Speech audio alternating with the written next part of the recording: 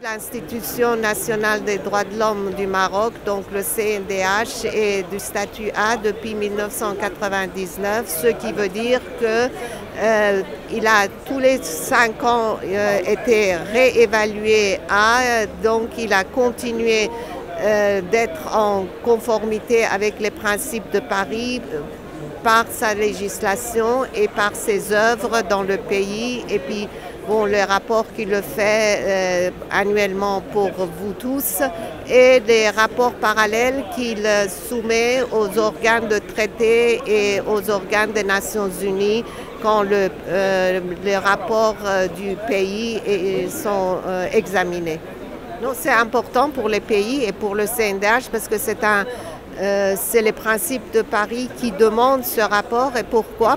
Parce que c'est la seule façon que le gouvernement, le Parlement et le peuple peuvent savoir s'il y a des failles dans les droits de l'homme, dans la jouissance de ces droits ou pas. Et le rapport doit être fait d'une façon indépendante et objective pour faire avancer le droit de l'homme au niveau national.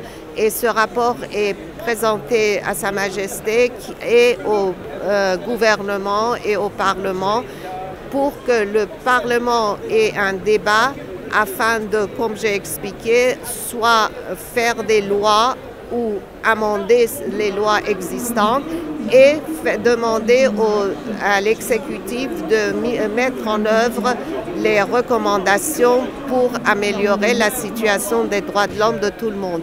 Et c'est un livre ou c'est un rapport qui, comme on dit, c'est un must pour chacun, pour lire, pour savoir si on vit dans un pays où les droits de l'homme sont respectés, où sont les failles qu'il faut faire plus. Parce que nulle part est finalement, comme j'ai expliqué à la dame, nulle part est finalement parfait.